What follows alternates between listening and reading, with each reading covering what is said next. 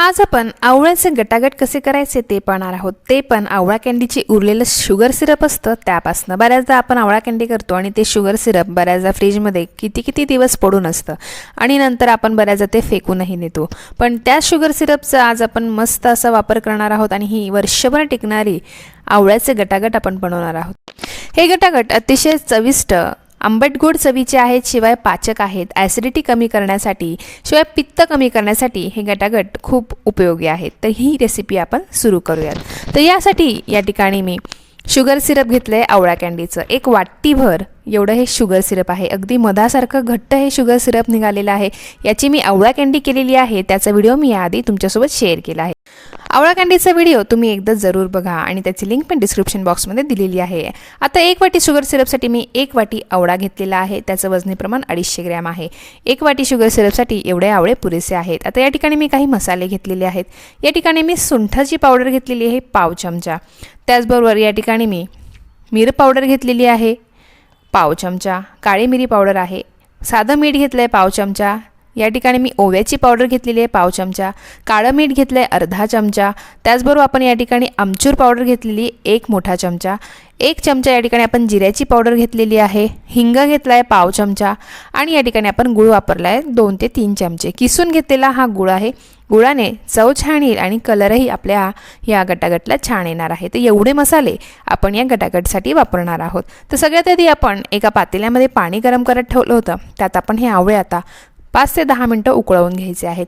ते पूर्णपणे मोकळे होतात, त्यांच्या कळ्या पूर्ण मोकळ्या होतात तोवर आपण हे यामध्ये उकळवून घ्यायचे आहेत. आता हे आवळे उकळवून 10 मिनटं झालेली आहेत. त्यातला एक आवळा मी तुम्हाला दाखवते. अगदी व्यवस्थित हे शिजून आलेत आणि त्याच्या पाकळ्या अशा मोकळ्या होत आहेत. हे बघा, असं दाबले की ती पाकळी अशी अलगद बाहेर आली आहे, म्हणजे आपले हे आवळे छान असे शिजून झालेले आहेत. तर हे आवळे आपण आता पाण्यातनं काढायचे आहेत, निथळून घ्यायचे आहेत आणि थंड होऊ द्यायचे आहेत. हे बघा, हे पाण्यातनं मी निथळून घेतलेले आहेत आणि थंड झालेत आणि त्याच्या पाकळ्या आपण अशा मोकळ्या करून घ्यायच्या आहेत. त्यातली बी बाजूला करायची आहे. तर याच पद्धतीने सगळे आवळे आपण मोकळे करून घेतलेले आहेत. तर 1 वाटी शुगर सिरपसाठी 1 वाटी ह्या आवळ्याच्या पाकळ्या रेडी आहेत. तर आता सगळ्यात आधी आपण एका मिक्सरच्या जारमध्ये हे जे आवळे आपण मोकळे करून घेतलेले आहेत ते टाकून घ्यायचे आहेत. त्याचबरोबर यामध्ये आपण जे सगळे मसाले घेतलेत, गूळ घेतला आहे, ते पण आपण यामध्ये टाकून घेणार आहोत. तर या ठिकाणी मी हा गूळ टाकून घेतला आहे आणि हे सगळे मसाले एकत्रित आपण या मिक्सरच्या जारमध्ये टाकून घ्यायचे आहेत. आणि थोडंसं हे मिक्सरमध्ये छान बारीक होण्यासाठी जे शुगर सिरप आपण घेतले त्यातलं अर्धं शुगर सिरप सुरुवातीला घालायचे आणि मस्त असं मिक्सरमध्ये हे बारीक फिरवून घ्यायचं आहे.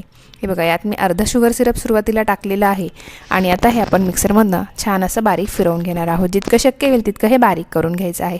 हे बघा, आता हे छान असं बारीक झालं आहे. यात परत जे आपलं उरलेलं शुगर सिरप आहे ते टाकून घ्यायचं आहे आणि परत हे मस्त आपण बारीक करून घ्यायचं आहे.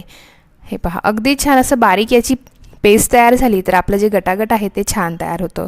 हे बघा, दुसऱ्यांदासुद्धा हे छान आपण मिक्सरमधनं फिरवलं आहे आणि अगदी सुंदर आणि बारीक याची पेस्ट तयार झाली आहे. आता ज्या कढईत आपण हे गटागट शिजवणार आहोत त्या कढईमध्ये एक गाळण घेतली आहे. त्यात आपण जी पेस्ट केली आहे ती छान व्यवस्थित आपण गाळून घ्यायची आहे. याने होईल असं की आवळ्यात जे धागे असतात ते वरती राहतील आणि खाली फक्त अशी स्मूथ पेस्ट आपली तयार होईल. हे बघा, आवळ्यातले जे धागे असतात ते गटागटमध्ये किंवा इतरही कोणत्या गोष्टीत आले तर ते छान लागत नाही आणि आपल्या पदार्थाची टेस्ट खराब होते. हे बघा, हे पूर्ण मिश्रण मी गाळून घेतलं आहे आणि हे सगळा जो वरचा गर आहे म्हणजे आवळ्यातले धागे आहेत ते सगळे वेगळे झालेले आहेत. आता हे आवळ्याचं मिश्रण आपण गॅसवर ठेवायचं आहे आणि मस्त याला शिजवून घ्यायचं आहे. हे बघा, हे मी सुरुवातीला गॅसवर ठेवलेलं आहे. आपण हे थोडंसं मध्यम आचेवरती हे शिजवून घेणार आहोत. सुरुवातीला याला उकळ फुटली की याचे शिंतोडे उडतात, त्यामुळे थोडंसं बाजूला होऊन आपण हे आटवून घ्यायचं आहे. हे बघा, या पद्धतीचे उकळी आली की त्याचे शिंतोडे उडतात. त्यातलं जोर पाणी कमी होत नाही तोवर हे शिंतोडे उडत असतात. तर एक 5 मिनिटभर आपल्याला यातलं पाणी कमी करायला लागणार आहे आणि त्यानंतर हे शिंतोडे उडणं बंद होणार आहे. हे बघा, जसं जसं हे आपण शिजवत जाऊ तसं तसं याचा कलर चेंज होत जाईल. हे मस्त उकळून आलं आहे. एक 5 ते 7 मिनटं झाले. तुम्ही पहा, आता यातले शिंतोडे उडणं बंद झालं आहे आणि मस्त असं घट्टसर व्हायला हे सुरुवात झालेली आहे. शिंतोडे उडणं बंद झालं की गॅस हा मंद करायचा आणि मंद गॅसवरती आपल्याला हे शिजवून घ्यायचं आहे. या स्टेजवरती गॅस फुल ठेवायचा नाही, कारण यात साखर असते, गूळ असतो, ते कॅरमलाइज होऊन हे मिश्रण जळू शकतं. आता या ठिकाणी मी थोडंसं वातळ आणि कडक स्वरूपाचं गटागट बनवणार आहे, त्यामुळे हे मी 15 ते 20 मिनटं गॅसवर शिजवून घेणार आहे. तुम्हाला जर नरम गटागट बनवायचं असेल तर तुम्ही फक्त 15 मिनटं मंद आचेवरती हे शिजवून घ्या आणि मऊसूत अशी ही पेस्ट बाजूला करून घ्यायची आहे. हे बघा, हे मी मस्त असं 20 मिनटं मंद आचेवरती एकसारखं ढवळत शिजवून घेते आहे. हे बघा, ढवळणं बंद करायचं नाही, नाही तर ते खाली लागेल आणि जळून त्याची टेस्ट खराब होईल. हे बघा, आता हा एका साईडला गोळा तयार झालेला आहे. मस्त एका ठिकाणी हा जमा झाला आहे, म्हणजे आपलं हे मिश्रण झालेलं आहे. पूर्ण मिश्रण तयार करायला मला 20 मिनटं लागलेले आहेत. आता हे मिश्रण एका प्लेटमध्ये काढून घ्यायचं आहे. हे बघा, एका प्लेटमध्ये मी हे मिश्रण काढून घेतले. अतिशय घट्ट असा मी गोळा तयार करून घेतला आहे, कारण हे थंड झाल्यावर अगदीच वातड होईल आणि कडकही तयार होईल. हे बघा, आता हे मिश्रण ह्या प्लेटमध्ये मी सगळीकडनं असं पसरवून घेते आहे. हे पहा, या पद्धतीने हे मिश्रण आपलं पसरवून झालं की पुढचे 15 ते 20 मिनटं आपण हे थंड होण्यासाठी ठेवायचं आहे. आता हे पसरवून झालेलं आहे. आता पुढचे 10-15 मिनटं आपण हे पूर्णपणे थंड होऊ द्यायचं आहे. हे पहा, आता हे थंड झालं आहे आणि अगदी मस्त वातड आणि कडक तयार झालेलं आहे. त्यातले एक छोटासा गोळा मी तोडला आहे, त्याची अशी गोळी तयार झाली, पण ती थोडीशी चिकट आणि चिवट आहे. त्यामुळे आपण आता हे सगळं मिश्रण एका ठिकाणी करून घ्यायचं आहे. उलटण्याने हे सगळं मिश्रण आपण एका ठिकाणी करायचं आहे. बऱ्याचदा हे मिश्रण ताटलीला चिपकतं आणि उलटण्याने पटकन असं वेगळं होत नाही. अशा वेळेस आपण हे सगळं मिश्रण जे ताटलीवर पसरवलेलं आहे ते गॅसवर घ्यायचं आहे आणि ही ताटली गॅसवरती अशी हळूवार पसरवायची आहे, जेणेकरून यातली जी खालच्या साईडची साखर असते ती थोडीशी वितळेल आणि हे मिश्रण पटकन ताटापासून वेगळं होईल. हे बघा, हे गॅसवर आपण थोडंसं फिरवून घेतलं आहे आणि अगदी अलगद हे ताटापासून आता वेगळं होतं आहे. हे बघा, उलटण्याने अगदी सहज ते ताटापासून वेगळं झालेलं आहे. मस्त असं वातडपण ह्या आपल्या मिश्रणाला आलेला आहे. तुम्हाला जर नरम गटागट बनवायचं असेल तर तुम्ही थोडंसं मऊ असतानाच 10 मिनटं झाली की लगेचच गॅस बंद करून हे मिश्रण थंड करून घ्यायचं आहे. अशा वेळेस लवकर आपण गॅस बंद केल्यामुळे इतकं वातड मिश्रण तयार होत नाही, अगदीच मऊसूत हे मिश्रण तयार झालेलं असतं. हे बघा, आपलं पूर्ण मिश्रण हे ताटापासून वेगळं झालेलं आहे आणि आता ह्या मिश्रणामध्ये आपण थोडीशी साखर घालायची आहे. हे बघा, हे मिश्रण अगदीच वातड आहे. आता यामध्ये आपण थोडी साखर घालायची आहे. यामध्ये साखर घातल्यामुळे याला छान असं बाइंडिंग येईल आणि थोडीशी आवळ्याची तुरट आंबट जी टेस्ट असते ती कमी होईल. हे बघा, मस्त हे आपण साखरेमध्ये कोट करून छान असं एकजीव करतो आहे. थोडंसं हे वातड असल्यामुळे मिक्स करायला थोडासा वेळ लागतो आणि थोडं जडही जातं, पण मिक्स करून घ्यायचं आहे. आणि थोडंसं साखर याला कोट झाली की असं एकसारखं याला होडून एकजीव करून घ्यायचं आहे. हे बघा, हे या पद्धतीने मिश्रण छान मळलंही जातं आणि साखर यामध्ये छान मिक्सही होते. आता सुंदर असं याला बाइंडिंग झालेलं आहे.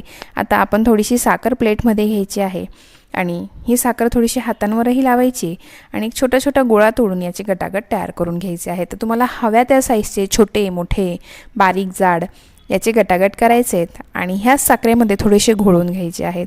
हे बघा, मस्त असं आपलं वातड आणि चघळून खाता येईल असं हे गटागट तयार झालेलं आहे. अगदी छान आपण हे गटागट तयार करून घेतलेलं आहे.